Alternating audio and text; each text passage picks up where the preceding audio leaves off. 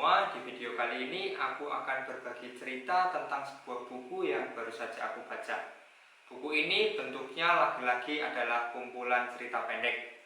Dan buku ini ditulis oleh seseorang yang banyak dari kita mengenalnya sebagai seorang pakar kuliner yang terkenal dengan kata-katanya yang begitu khas, yaitu maknyus.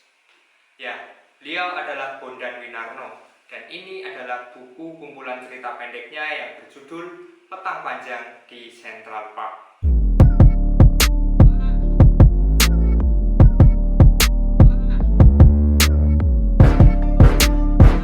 Oke teman-teman, sebelum aku bercerita lebih jauh tentang buku cerita pendeknya Pak Bondan ini, aku sebelumnya akan bercerita tentang sisi lain dari Pak Bondan yang mungkin banyak dari kita belum tahu. Karena kebanyakan dari kita kan mengenal Pak Bondan sebagai seorang pakar kuliner. Dan sebenarnya jauh sebelum itu, ia adalah seorang penulis yang punya karir yang cukup panjang di dunia kepenulisan Indonesia. Bondan Winarno lahir di Surabaya tanggal 29 April 1950. Sejak kecil ia memang suka dengan dunia tulis-menulis. Bahkan pada umurnya yang menginjak 10 tahun, ia pernah memenangkan sebuah sayembara mengarang cerita yang diadakan oleh sebuah majalah bernama Si Kuncung.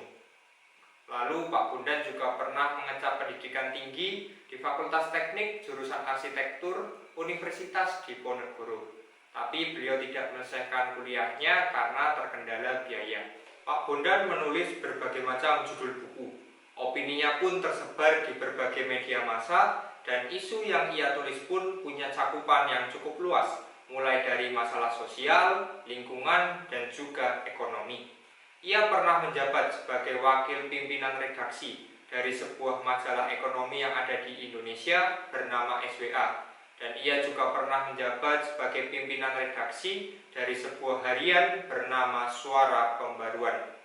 Di sela-sela kesibukannya itulah ia menulis cerita-cerita pendeknya.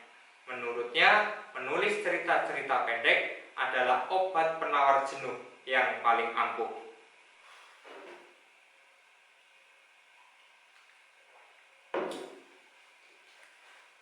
Oh iya, satu hal lagi yang mungkin banyak dari kita belum tahu mengenai Pak Bondan.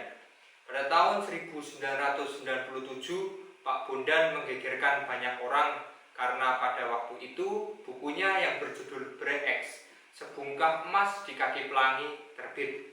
Buku itu merupakan catatan atas hasil investigasi Pak Bondan terhadap sebuah kasus kematian yang menimpa Direktur Eksplorasi Perusahaan Tambang Emas Bre-X yang berasal dari Kanada yang pada saat itu sedang ada proyek di Busang, Kalimantan Timur. Berita yang beredar pada saat itu mengatakan bahwa Direktur Eksplorasi Perusahaan Mineral dan Tambang Bre-X tersebut yang bernama De Gusman mati karena jatuh dari helikopter yang sedang berada di ketinggian 800 kaki. Beberapa pihak bahkan menyebut bahwa De Gusman mati karena bunuh diri karena proyek-proyek yang ada di Busang yang dilakukan oleh Bre-X itu ternyata penuh dengan tipu daya. Pak Bondan mencium banyak keganjilan pada kasus tersebut. Ia mempunyai pandangan yang berbeda pada saat itu. Nah, atas dasar itulah ia akhirnya memutuskan untuk melakukan investigasi mandiri. Ia mewawancarai banyak narasumber, pergi bolak-balik ke luar negeri, serta membaca banyak dokumen serta referensi yang terkait dengan kasus tersebut. Dan catatan-catatan atas hasil investigasinya itulah yang pada akhirnya berubah menjadi sebuah buku yang berjudul Bre-X. Di awal tahun terbitnya, buku itu sempat dicekal karena ternyata proyek Bre-X itu banyak konflik yang melibatkan banyak pejabat-pejabat tinggi di Indonesia pada saat itu. Tapi setelah Orde Baru tumbang dan Soeharto lengser, buku itu boleh kembali diperjualbelikan secara bebas. Tapi tak berapa lama setelah itu, Pak Bondan harus menghadapi tuntutan hukum dari seorang mantan Menteri Pertambangan dan Mineral Indonesia, I.B. Sujana. Pak Bondan dituntut karena mencemarkan nama baik dari I.B. Sujana. Ia merasa dicemarkan melalui tulisan-tulisan Pak Bondan di buku Bre-X tersebut. Pak Bondan pada akhirnya dituntut 2 triliun rupiah dan dituntut untuk meminta maaf. Dan permintaan maafnya itu harus dimuat di 10 media cetak di Jakarta dan juga di Bali. Ya, pada akhirnya kita tahu semua, Pak Bondan kalah pada kasus itu. Dan bukunya yang berjudul Bre-X itu sampai sekarang tidak boleh diperjualbelikan secara bebas kembali. Bagi kebanyakan orang, Pak Bondan adalah seorang pakar kuliner yang kaya pengetahuannya dan juga menarik untuk diikuti acara-acaranya. Tapi bagi sebagian orang yang lain, Pak Bondan adalah penulis yang tangguh, wartawan senior yang begitu dihormati karena dedikasi dan juga karena karya-karyanya. Petang Panjang di Central Park adalah sebuah buku kumpulan cerita pendek karya Pak Bondan Winarno yang diterbitkan oleh sebuah penerbit bernama Naura Books di tahun 2016. Sebagai buku yang bentuknya adalah kumpulan cerita pendek, buku ini buat aku pribadi adalah buku yang paling tebal yang pernah aku baca karena terdiri dari 300-an halaman, lalu di dalamnya ada 25 cerita pendek yang ternyata ditulis oleh Pak Bondan dalam waktu yang cukup lama, dalam rentang yang cukup lama, yaitu dari tahun 1980 sampai dengan 2004.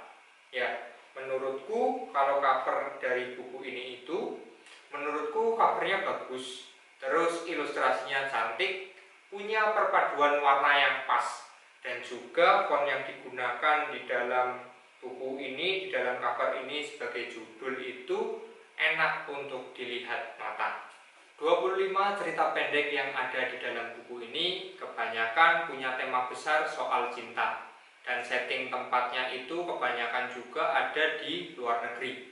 Hanya beberapa saja cerita-cerita yang ada di dalam buku ini menggunakan setting tempat di wilayah Indonesia.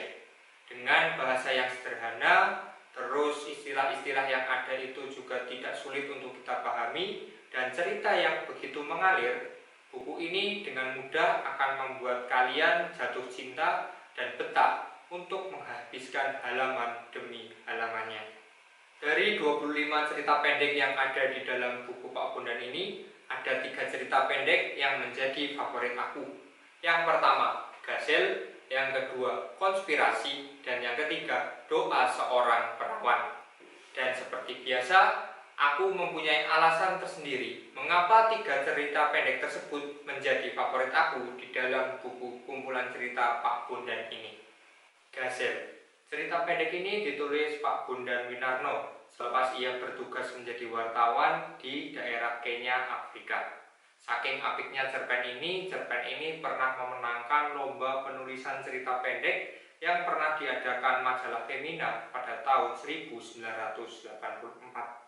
Ya, cerita Gazel ini mengisahkan tentang 2 orang wartawan yang sedang meliput di suatu daerah bernama Kenya, Afrika. Karena sering bertemu dan pada akhirnya sering intens berkomunikasi, mereka pada akhirnya terjebak dalam sebuah hubungan yang platonik. Ketika aku membaca cerita ini, aku sedang merasa benar-benar melihat 2 orang yang sedang bekerja, dan ceritanya itu terasa hangat dan juga menyenangkan. Dan di dalam cerita ini, Pak Bondan menyelipkan juga beberapa nama menu makanan di dalam ceritanya ini, dan itu menegaskan kembali bahwa beliau pada dasarnya memang sudah punya pengetahuan yang cukup luas dan juga kaya akan makanan jauh sebelum ia dikenal sebagai seorang pakar kuliner di kemudian hari.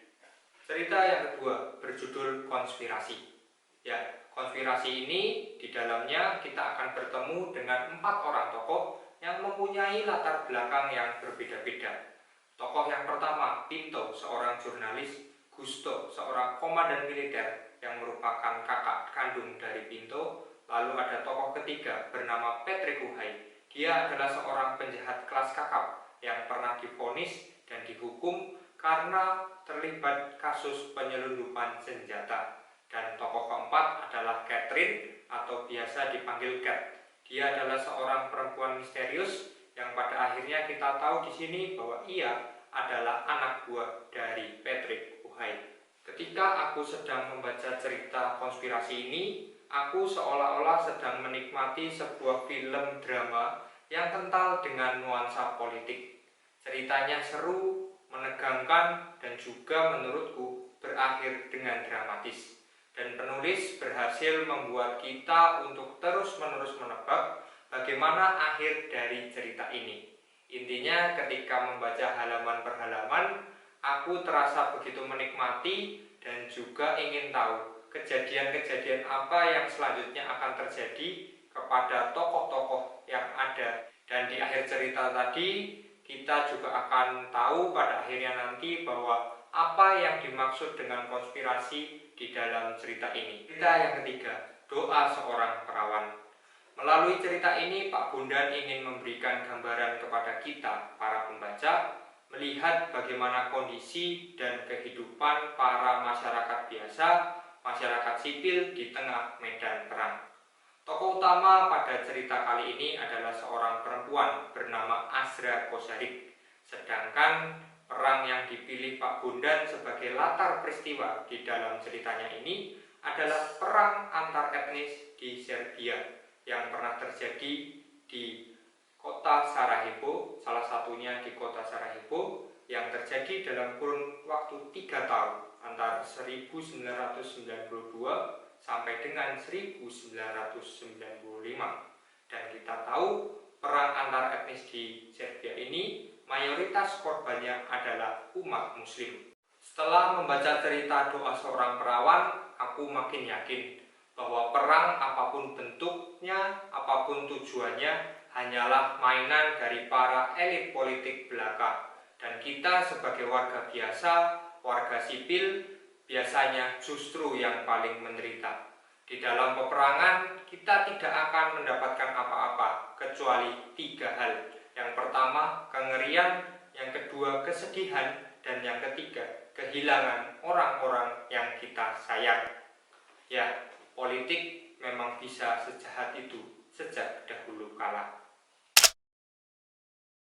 Oke teman-teman, sekian untuk video kali ini. Semoga apa yang aku sampaikan tadi masih ada manfaatnya buat teman-teman. Dan misalnya kalau ada yang salah terhadap apa yang aku katakan atau info yang aku sampaikan tadi, teman-teman bisa mengoreksinya dan juga bisa menuliskannya di kolom komentar. Oke, semoga teman-teman tetap sehat dan juga tetap bahagia selalu. Aku Randy dan sampai jumpa di video selanjutnya. Bye-bye.